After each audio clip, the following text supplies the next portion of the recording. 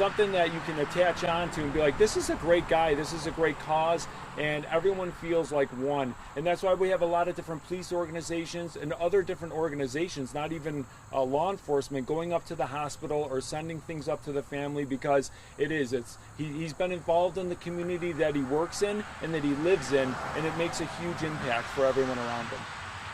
How many surgeries at this point, and are there any more expected that you're aware of? There's going to be more surgeries. They have to determine on how these first couple went. The first one was the worst one. They opened him up pretty much wide open and worked on multiple different portions of his body, from his orbital eye lobe all the way down to his ankle and everything in between. So it was that was the big one. If he could survive that one, then they recently Monday did the pelvis and hip surgeries to put that, where it needed to be.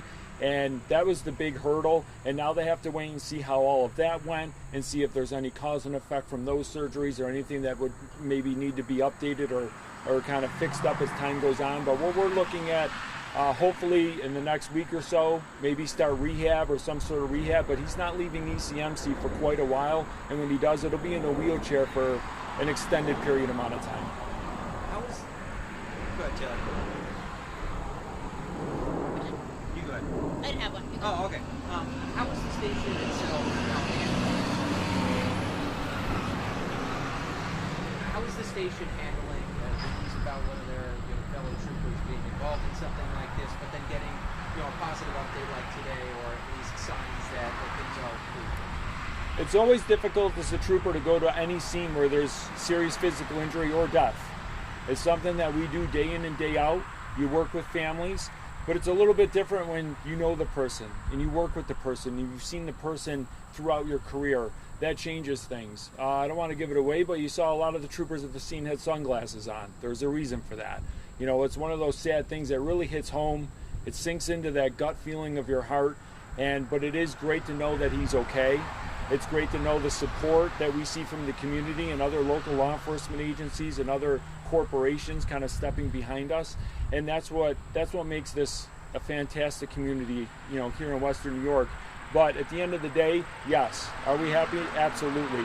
But we're not out of the woods yet. He's got a long road of surgeries. He's got a long road of recovery, and with significant injuries. And day by day, we have to look at it as, will he come back as a New York State trooper? That's yet to be determined. But the reality is that's the stuff that we have to think about, and we got to think long term for his family.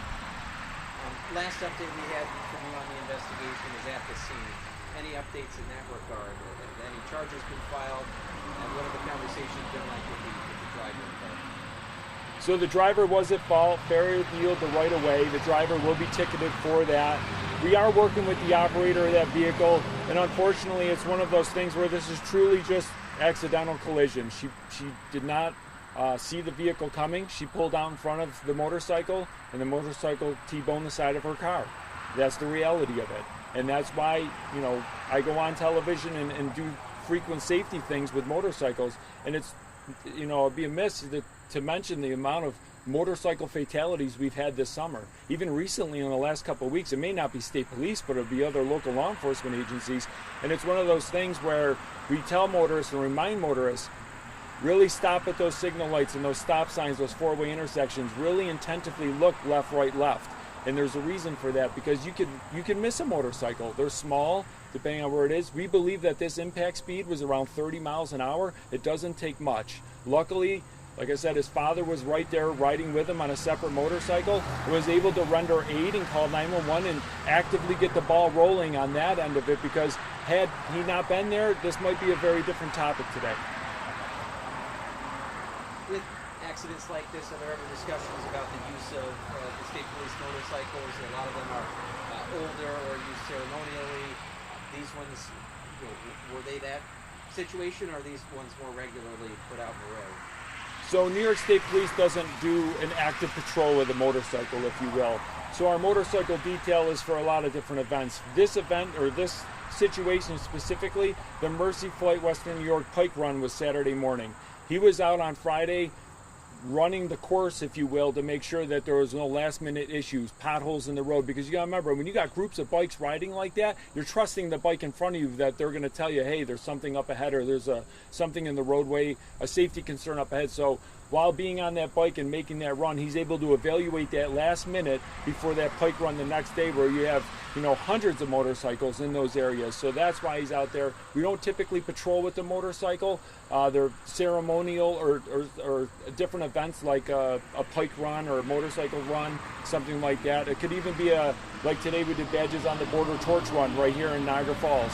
So we had our motorcycles at that event as well. Like I said, it's one of those things where we put them in certain situations, and they're great because they're quick, they can get around, they can hold traffic at intersections, but they're not something we patrol with. Speak about the gear that officers wear when they do ride with motorcycles. So their uniform is very similar to the one I'm wearing now. They have a helmet on, obviously your DOT approved helmet. They wear a leather jacket. Their boots are configured a little different, same with their pads.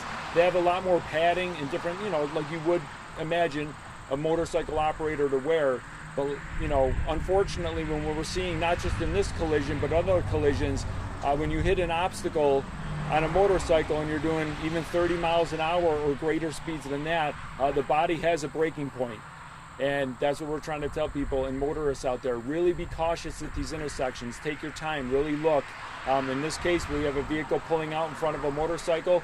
He had no response time to lay the bike down or do anything other than hit that and T-bone that motorcycle, or T-bone that vehicle.